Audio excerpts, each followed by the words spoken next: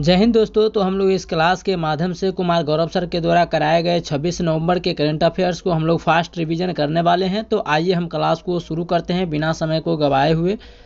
तो ये रहा हम लोग को आज का हैंड रिटन नोट्स, इसका हम लोग रिवीजन करने वाले हैं कम समय में।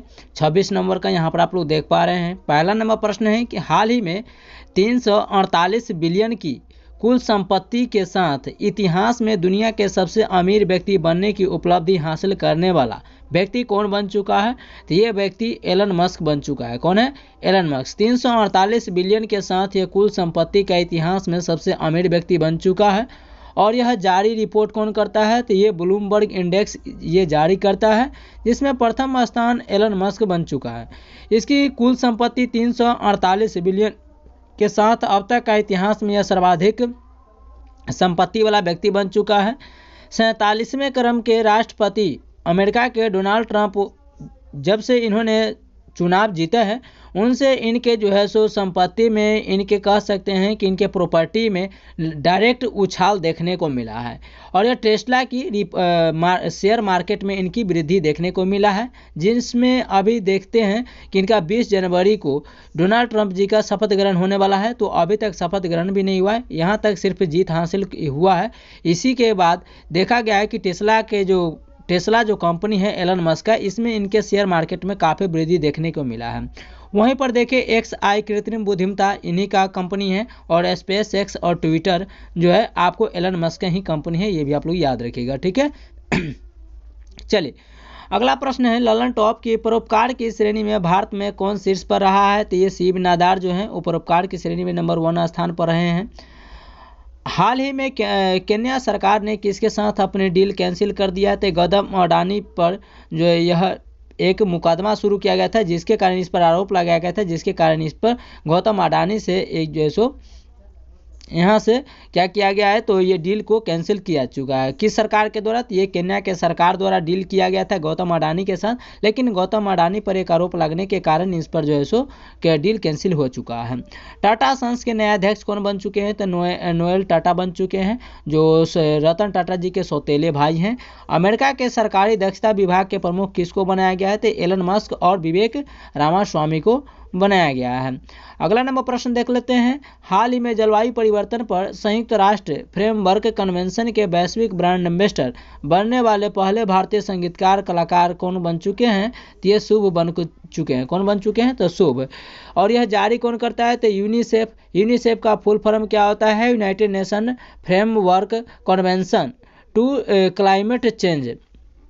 ठीक है, इसका UNFCCC का ये फुल फॉर्म है। ठीक है, इसकी स्थापना कहाँ हुआ था? तो आप लोग को कमेंट्स में बताना है कि इसका स्थापना कहाँ हुआ था, और इसका जो हेडक्वार्टर है वो बोन जर्मनी में है। तो इसकी स्थापना कब हुआ था? कमेंट्स में बताना है। हेडक्वार्टर मुख्यालय जो है इसका बोन जर्मनी में है। कॉन्फ्रेंस ऑफ पार्टी के नाम से इसकी बैठक किया जाता है UNFCCC का।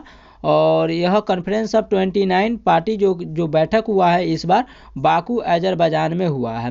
ठीक है, शुभ जो है उस संगीतकार का ब्रांड एम्बेसडर बनाया गया है, ताकि क्लाइमेट चेंज के लिए ये अपने मंच पर इनके बारे में जागरूकता फैला सके।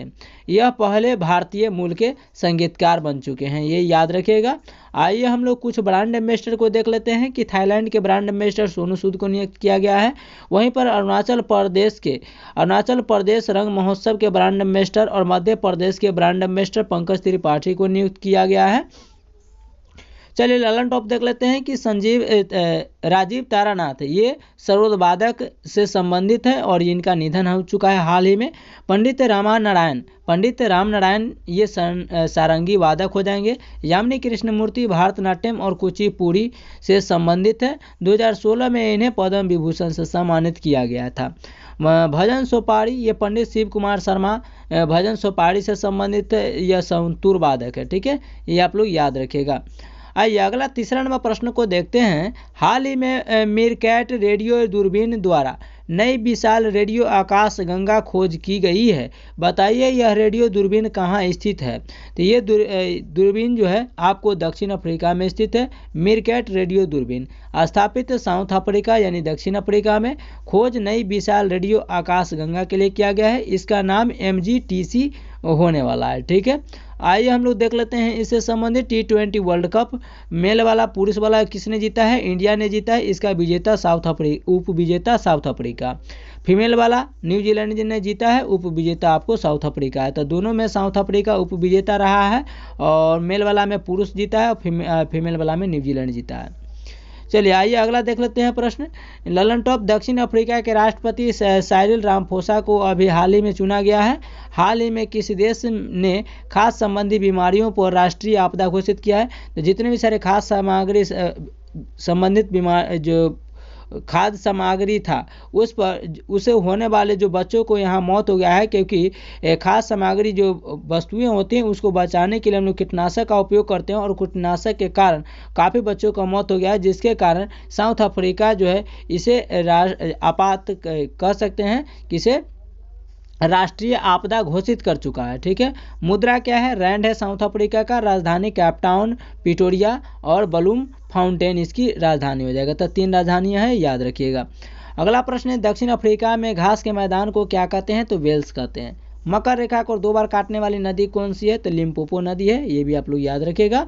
आइए अगला नंबर क्वेश्चन की ओर चलते हैं। हाल ही में हिंदू कृतज्ञता का त्यौहार नगु सावा गैरेंग कहाँ आयोजित किया गया है? तो ये इंडोनेशिया में आयोजन किया गया है। इंडोनेशिया की राजधानी नुसंतारा है। ठीक है, नगु सावा गोरेंग त्यौहार आयोजन इसका बाली के इंडोनेशिया में किया गया है। यह हिंदी देवी देवताओं को अच्छी फसल के लिए, क्योंकि यहाँ पर इंडोनेशिया में अच्छी जब फसल होता है तो हिंदू देवी देवता यहाँ पर है, क्योंकि इंडोनेशिया हम लोग जानते हैं कि पूरे विश्व में सबसे बड़ा मुस्लिम वाला आबादी वाला देश है। ठीक है, लेकिन यहाँ पर जब इंडोनेशिया में अच्छी फसल होती है, अच्छी फसल का उपज होता है, तो हिंदू देवताओं को धन्यवाद देने के लिए, थैंक्स करने के लिए यहाँ पर यह त्यौहार को मनाया जाता है। ठीक है, और इंडोनेशिया की राजधानी नुसंतारा हो जाएगा। सर्वाधिक मुस्लिम आबादी वाला देश हो जाएगा और सर्वाधिक द्वीपों वाला भी देश इंडोनेशिया हो जाएगा। और इसके द्वीप देख लेते हैं, जैसे सुमात्रा, जावा, बोर्नियो, ये सब इनके द्वीप हो जाएंगे। ठीक है, चलिए अगला प्रश्न है ललन टॉप गरुड़ शक्ति अभ्यास इंडिया इंडोनेशिया के साथ होता है और समुद्र शक्ति भी आपको इसी के साथ होता है। सर्वाधिक मुस्लिम आबादी वाला देश इंडोनेशिया हो जाएगा। आसियान का मुख्यालय कहाँ है? जकार्ता में है और इसकी स्थापना आसियान का 1967 में ही हुआ था। इसमें शामिल जो देश है टोटल 11 है। नया देश 11वां जो देश बना है वो तिमोर लिस्ते बना है। क्या बना है? कौन सा देश? तो तिमोर लिस्ते देश बना है 11वां देश। तो ये आप लोग याद रखिएगा। आइए अगला प्रश्न क्या कहता है कि पहले गणतंत्र दिवस के मुख्य अतिथि कौन थे? तो हमारा भारत जब आज़ाद हुआ था तो ये 26 जनवरी 1950 को ये गणतंत्र दिवस मनाया जाता है, 26 जनवरी को हर साल। तो 26 जनवरी 1950 को ये प्रथम बार गणतंत्र दिवस मनाया गया था और इसमें जो गेस्ट के रूप में, अतिथि के रूप में आए थे वो डॉक्टर सुकर्णो आए थे। कौन आए थे? डॉक्टर सुकर्णो आए थे और यह इंडोनेशिया के प्रेसिडेंट है। कौन थे? इंडोनेशिया के राष्ट्रपति थे। ठीक है, अगला 5वां नंबर प्रश्न है हाल ही में अंतर्राष्ट्रीय सहकारी गठबंधन जिसे ICA के वैश्विक सहकारी सम्मेलन का उद्घाटन कहाँ किया गया है? तो ICA जिसे हम लोग हिंदी में अंतर्राष्ट्रीय सहकारी गठबंधन कहते हैं, इसकी स्थापना 1895 लंदन में किया गया था और इसका हेडक्वार्टर यानी मुख्यालय ब्रुसेल्स बेल्जियम में है। लेकिन इसकी स्थापना कहाँ किया गया है? तो ये भारत में किया गया है, ये याद रखेगा। वैश्विक सहकारी सम्मेलन 2024 इसकी आयोजन भारत मंडपम में नई दिल्ली के अंदर हुआ है। शामिल इसमें PM मोदी होने वाले हैं, भूटान के PM शेरिंग टोबैगो और सहकारिता मंत्री हमारे अमित शाह जी इसमें शामिल होने वाले हैं। ठीक है, अगला कहता है इसका थीम क्या है? सहकारिता सभी के लिए समृद्धि के लिए कार्य करता है, ये इस बार का इसका थीम रहा है। आगे देख लेते हैं UN अंतर्राष्ट्रीय सहकारिता वर्ष 2025 को घोषित किया गया है। क्वेश्चन पूछा जाएगा UN अंतर्राष्ट्रीय सहकारिता वर्ष किसे घोषित किया गया? तो 2025 को। 2023 को मोटे अनाज के रूप में घोषित किया गया है, 2023 को मोटे अनाज के रूप में। 2024 को कैमिलिट्स के रूप में घोषित किया गया है, ये भी आप लोग ध्यान रखिएगा। अगला ललन टॉप प्रश्न को देख लेते हैं। अनुच्छेद 43B किससे संबंधित है? तो ये 57वां संविधान संशोधन 2011 में सरकारी समिति को इसके जोड़ा गया था। ये 97वें संविधान संशोधन के है और यह जब भी कैपिटल B या कैपिटल A यानी कि कैपिटल अल्फ़ाबेट दिख जाए तो आप समझ जाना है कि इसको संविधान संशोधन करके बाद में जोड़ा गया है। 43A का संबंध किससे, तो उद्योग प्रबंधन से है, जो 42वां संविधान संशोधन के तहत 1976 में इसको जोड़ा गया था। यूनेस्को की 46वीं विश्व धरोहर बैठक कहाँ हुई है, तो ये न्यू दिल्ली में हुआ है। और इसी में आपको भारत का 43वां विश्व धरोहर को शामिल किया गया है, जो असम का मोइदम कब्रिस्तान है, इसको घोषित किया गया है विश्व धरोहर के रूप में। नेक्स्ट है अंतर्राष्ट्रीय ओलंपिक समिति की बैठक हाल ही में कहाँ पर हुई है, तो ये मुंबई में किया गया है। 34वां ओलंपिक बैठक हुआ है, लॉस एंजल्स में होगा 34वां। तो इस बार का 33वां अंतर्राष्ट्रीय ओलंपिक का बैठक मुंबई में, 34वां ओलंपिक लॉस एंजल्स में होगा। और इसमें क्रिकेट भी शामिल किया जाएगा, 2028 में होगा। ठीक है, 34वां कब होगा, 2028 में, और इसके क्रिकेट मैच को भी शामिल किया गया है। और आपको 33वां कहाँ हुआ था, तो ये मुंबई में हुआ था। ठीक है, चलिए अगला प्रश्न है, कहता है कि ग्लोबल फिनटेक समिट कहाँ हुई है, तो ये मुंबई में ही हुआ है, ये भी याद रखेगा। अगला 6 नंबर प्रश्न कहता है, हाल ही में नैनोपोर अनुसंधान के लिए एस्ट्रॉन्ग भाषा किसने विकसित किया है, तो ये IISc बेंगलुरु ने किया है। एस्ट्रॉन्ग भाषा को विकसित किया है, क्यों किया है, तो विकास करने वाला IISc बेंगलुरु है। उद्देश्य इसका है नैनोपोर अनुसंधान, यानी अनुसंधान का मतलब होता है खोज के लिए। ठीक है, नैनोपोर का मतलब क्या होता है, तो नैनोपोर का मतलब होता है, नैनो मतलब होता है बहुत छोटा होता है। जैसे आप लोग देखिएगा कि पहले सिम आता था, अब आपको नैनो सिम आता है। क्या आता है, नैनो सिम, ये इतना बड़ा ही आता है। ठीक है, इतना बड़ा ही आता है, नैनो सिम आता है। ठीक है, तो नैनो का मतलब होता है बहुत छोटा, यानी कि वेरी स्मॉल। और पोर का मतलब होता है छिद्र, यानी होल। तो वेरी स्मॉल होल होने वाला। तो वेरी स्मॉल होल, परमाणु के बहुत छोटे छोटे कण जो होते हैं, उसको हम लोग नहीं देख पाते हैं कि बीच में है या कात में है या कहाँ पे है। ठीक है, तो उसको देखने के लिए इस भाषा का प्रयोग किया गया है। ठीक है, ये नेतृत्व करने वाले कौन है, अनंत गोविंद राजन इनके नेतृत्व, इनकी अध्यक्षता करने वाला है।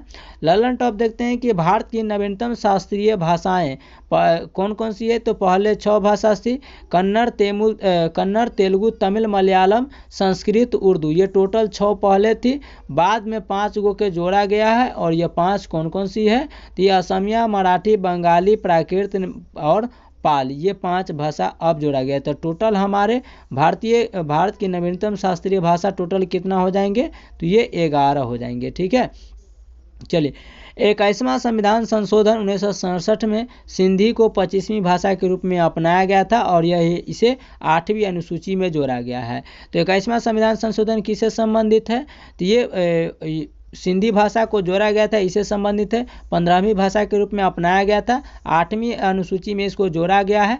कब जोड़ा गया, 1967 में। ठीक है, नेक्स्ट कहता है 71वां संविधान संशोधन किससे संबंधित है, तो ये नेपाली, मणिपुरी, कोंकणी को जोड़ा गया था। 1992 में संविधान संशोधन हुआ था। 92वां संविधान संशोधन 2003 में होता है, इसमें बोडो, डोंगरी, मैथिली और संथाली को जोड़ा जाता है। अगला क्वेश्चन नंबर 7 है, संविधान दिवस की 75वीं वर्षगांठ कब मनाई गई है। हम लोग जानते हैं कि 26 नवंबर को हर साल संविधान दिवस मनाया जाता है, और 26 नवंबर को कानून विधि दिवस मनाते थे पहले, इसके 26 नवंबर को हर साल। और संविधान बनकर तैयार हुआ हमारा 26 नवंबर 1949, यानी 26 नवंबर 1949 से पहले हम लोग कानून विधि दिवस मनाते थे। लेकिन जब हमारा संविधान बनकर के रेडी हो गया 26 नवंबर 1949 को, क्योंकि 2 साल 11 महीना और 18 दिन संविधान बनने में लगा, और संविधान बनकर के हमारा रेडी हो गया फाइनली 26 नवंबर 1949 को। लागू हमारा देश में 26 जनवरी 1950, यानी 2 महीना बाद होता है। और उस दिन से हम लोग संविधान दिवस के रूप में मनाने का हर साल फैसला करते हैं। संविधान दिवस की शुरुआत आपको 2015 में शुरुआत किया जाता है। ठीक है, 26 जनवरी 1950 को लागू होता है, और इसका पहली बार मनाया गया था 2015 में मनाने की फैसला किया, और मना भी लिए हम लोग। इस बार का टैगलाइन है 75 वर्ष हमारा संविधान, हमारा स्वाभिमान। ठीक है, संविधान लिखने वाले व्यक्ति कौन थे, तो ये प्रेम बिहारी राय ज़्यादा थे, ये भी आप लोग ध्यान रखिएगा। आइए हम लोग कुछ देख लेते हैं कि 26 नवंबर को ही राष्ट्रीय दुग्ध दिवस भी मनाया जाता है। और दुग्ध दिवस का जनक किसे कहा जाता है, तो डॉक्टर वर्गीज कुरियन को कहा जाता है। श्वेत क्रांति या ऑपरेशन फ्लड जो है आपको दुग्ध उत्पादन को बढ़ावा के लिए ही शुरू किया गया था। चलिए ललन टॉप देख लेते हैं। अंतर्राष्ट्रीय दुग्ध दिवस आपको 1 जून को मनाया जाता है, हर साल याद रखेगा। श्वेत क्रांति के जनक डॉक्टर वर्गीज कुरियन है, क्योंकि यह दूध क्रांति से संबंधित है। नागरिकता संबंधित अनुच्छेद कब लागू किया गया था? तो ये 26 जनवरी 1949 को लागू किया गया था, भाग 2 में अनुच्छेद 5 से 11 में। ठीक है, कि भारत में नागरिकता कैसे मिलेगी, यानी कि भारत के लोगों को नागरिकता के बारे में उल्लेख भाग 2 में अनुच्छेद 5 से 11 में इसके बारे में जिक्र है। राष्ट्रीय विधिक सहायता प्राधिकरण जिसे कहते हैं नालसा की स्थापना 9 नवंबर 1987 को होता है। अनुच्छेद 39A के तहत संविधान संशोधन के 42वां संविधान संशोधन के तहत इसे जोड़ा गया था। आइए 8वां नंबर प्रश्न को हम लोग देख लेते हैं। 8वां नंबर प्रश्न है, हाल ही में यूनिसेफ ने भारत के 5 आकांक्षी जिलों में जलवायु परिवर्तन के प्रति लचीलापन लाने के लिए इसके साथ समझौता किया है। कहने का मतलब है कि यूनिसेफ के साथ एक इंडसइंड बैंक है जो यह यूनिसेफ के साथ समझौता किया है। और क्यों किया है? क्योंकि इंडसइंड को लगता था कि भारत में कुछ ऐसे भी जिला हैं जो विकसित करना चाहते हैं लेकिन उनकी कुछ आर्थिक स्थिति है। तो इंडसइंड बैंक के मन में ये उद्देश्य आया है कि क्यों नहीं हम जो लोगों से सोशल वर्क करके हम पैसा को कमाएं, कुछ पैसा दान कर देते हैं, यूनिसेफ को दे देते हैं और यूनिसेफ जो है आगे यह पैसा को कुछ 5 गिने चुने जिले को दान करेगा जिससे वह जिला आगे विकसित कर सकता है। तो वो जिला कौन कौन सा है? तो ये समझौता यूनिसेफ के साथ और इंडसइंड बैंक के साथ हुआ है। समाज के दान में देने के लिए यह निर्णय लिया गया है।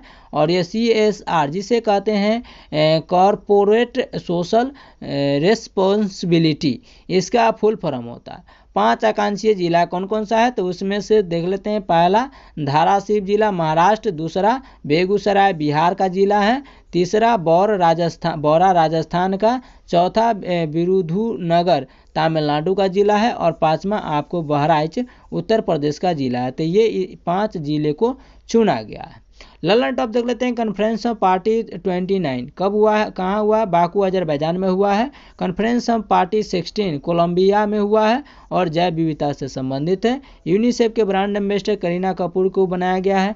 क्योटो प्रोटोकॉल 1997 में हुआ था। यह ग्रीन गैस को उत्सर्जन को कम करने के लिए इसको शुरुआत किया गया था, क्योटो प्रोटोकॉल को। ठीक है, और यह 2005 से लागू भी किया जाता है।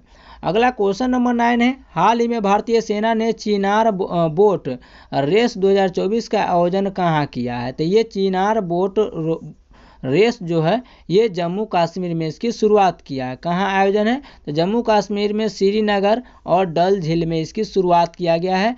जम्मू कश्मीर के श्रीनगर डल झील में। ठीक है, यह चिनार नाम के बहुत सारे यहाँ पर वृक्ष है। यहाँ पर क्या है? तो चिनार नाम के बहुत सारे वृक्ष है, इसीलिए इसे चिनार बोट रेस रखा गया। बोट मतलब नाव, तो नाव कहाँ चलेगा? तो पानी में चलेगा, यानी कि डल झील में इसकी आयोजन किया गया है। डल झील को कश्मीर का मुकुट या श्रीनगर का गहना भी कहा जाता है। आयोजन भारतीय सेना के द्वारा इसको किया गया है आर्मी के द्वारा। रऊफ कूद और हिकात जम्मू कश्मीर के प्रमुख नृत्य हैं, ये भी आप लोग याद रखिएगा। जम्मू कश्मीर के प्रमुख महोत्सव कौन है? कंचोत है, हेरात है और सिंथन नेस्लो है और ट्यूलिप है और खीर भवानी मेला, ये सब जम्मू कश्मीर के महत्वपूर्ण महोत्सव है। जम्मू कश्मीर के राष्ट्रीय उद्यान दाचिगाम राष्ट्रीय उद्यान जहाँ पर हंगुल मिलता है। जम्मू कश्मीर के इतिहास के बारे में उल्लेख कहाँ से मिलता है? तो कलहन की पुस्तक राज तरंगनी है, यहाँ से जम्मू कश्मीर के इतिहास की हमें जानकारियाँ मिलती है। 10वां नंबर प्रश्न, हाल ही में वर्ष 2024 के डेविस कप का खिताब किसने जीता है? तो ये इटली ने जीता है। डेविस कप का खिताब इटली ने जीता है। ये डेविस कप किससे संबंधित है? तो डेविस कप आपको टेबल टेनिस से संबंधित है। फाइनल मैच का मेजबान किसने किया? स्पेन ने। शामिल इसमें टोटल देश कितने हैं? 8 है। फाइनल मैच कहाँ किसके किसके बीच हुआ है? इटली और नीदरलैंड के बीच हुआ है। जिसमें से विजेता कौन रहा है? तो इटली विजेता रह चुका है 3 बार, 1976, 2023 और 2024 में, जबकि वहीं पर उप विजेता नीदरलैंड है। ठीक है, विजेता जो टीम है इटली, इसका एक खिलाड़ी प्रसिद्ध है जैनिक सिनर, इन्हीं के कारण यह मैच को जीता गया है और यह विश्व का नंबर 1 खिलाड़ी भी है। पहली बार इसकी शुरुआत जो 1900 ईस्वी में किया गया था USA और इंग्लैंड के बीच। आइए ललन टॉप देख लेते हैं। Copa America cup. Copa America cup ये संबंधित फुटबॉल से है। अर्जेंटीना और कोलंबिया के बीच यह आयोजन किया जाता है, जिसमें से अर्जेंटीना इसका विजेता रहता है, वहीं पर कोलंबिया उप विजेता। यूरो कप का संबंध किससे है? तो ये फुटबॉल से है। स्पेन इसका विजेता रहता है और इंग्लैंड इसका उप विजेता। अगला प्रश्न है फीफा वर्ल्ड कप। इसका आयोजन कतर के दोहा में किया जाता है। विजेता अर्जेंटीना और उप विजेता आपका फ्रांस है। नेक्स्ट आयोजन 2026 में यूएसए, कनाडा और मैक्सिको में किया जाएगा। तो याद रखिएगा फीफा वर्ल्ड कप 2026 का आयोजन जो है आपको यूएसए, कनाडा और मैक्सिको में किया जाएगा। ये इस देश का अध्यक्ष यानी कमांड संभालने वाला है। ठीक है।